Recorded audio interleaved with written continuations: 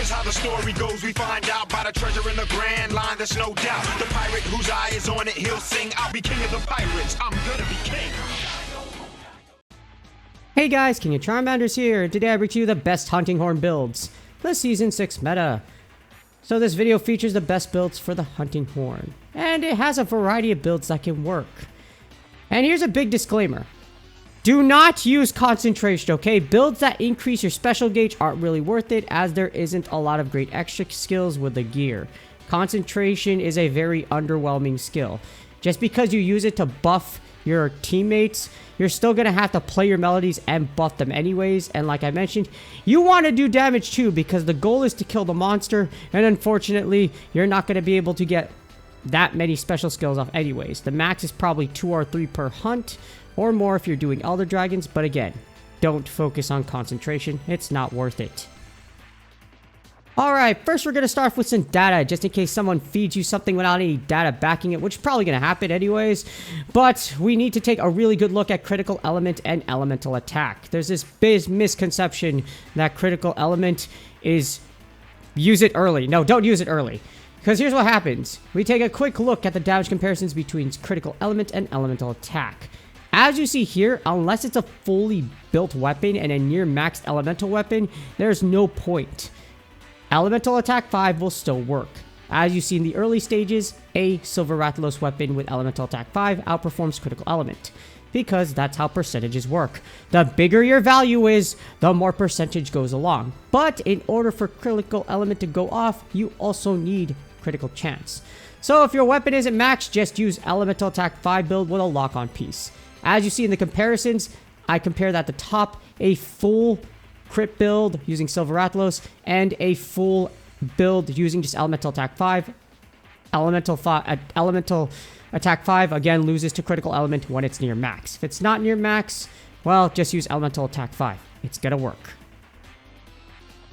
Alright, moving on. You probably guessed it. We're gonna go over everything you can do to get elemental attack 5, starting with fire. So fire attack has a lot of options here. Fire attack level 2 options. You have the Anjanath Helm, the Anjanath Van Braces, Basarios Coil, Aknasam Greaves. For the level 1 options, you have Rathalos Helm, Waist, Azarath Mail, and the Silver Wrath Mail. Now, the Rathalos Helm gives attack boost level 2, so it's the best in slot for that last level of Fire Attack 5. You can get the Fire Attack 5 using 3 armor pieces, and then you can slot in whatever you want for the other 2. Again, Fire Attack 5 just works. You don't need to get super technical into it. Just use it, and these are the pieces you need if you want to make it happen. Next up, we have Water Attack, and for Water Attack, you have these options. For level 2, you have the Great Jagras Greaves, the Gyrototus Van Braces, as well as the Mizutsune Helm. And for level 1, you have the Gyrototus Mail and the Great Jagras Greaves.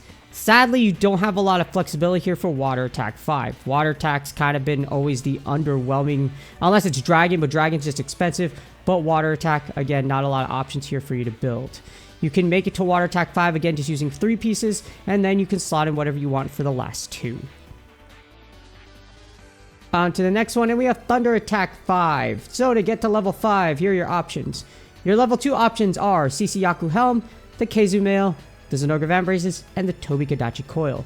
And here are your level 1 options, Tobi-Kadachi Mail, and the Zenogre Greaves. So Thunder has the most flexibility outside of Fire as far as what you could put in here, but it also has one of the best pieces for it, the Zenogre Greaves, which has burst level 1, so it's the best in slot for that last level of Thunder Attack 5. Again, 3 pieces, but preferably use Zenogre Greaves, because burst 1, great skill, extra skill to have, and gives you an extra piece of damage.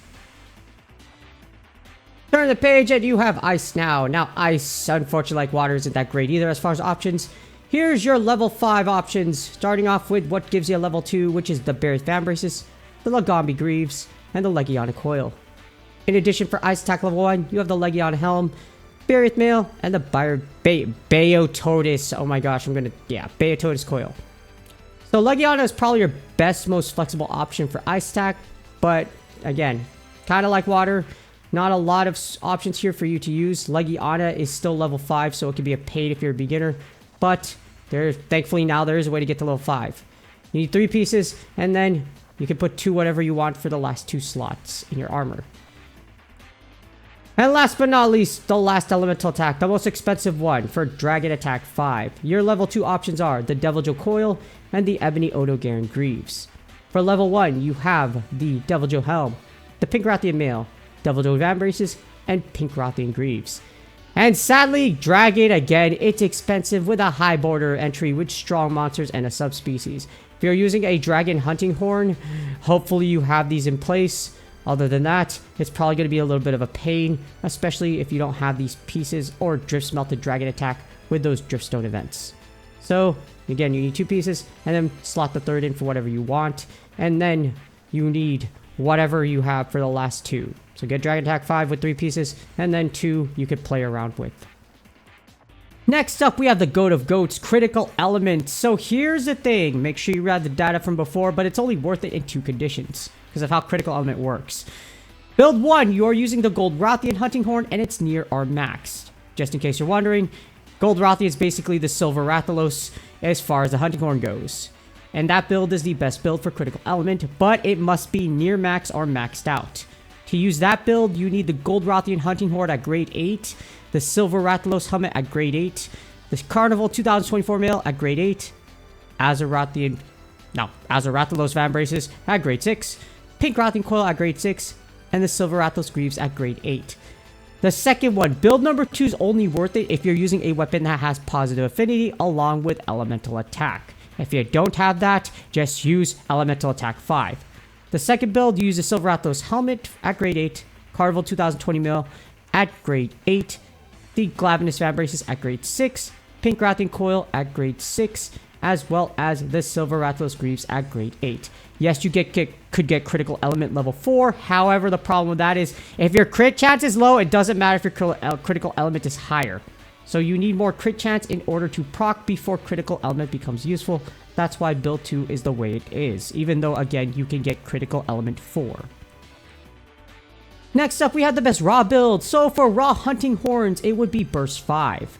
There's 2 ways to get it, as Hunting Horn hits fast enough to quickly activate Burst.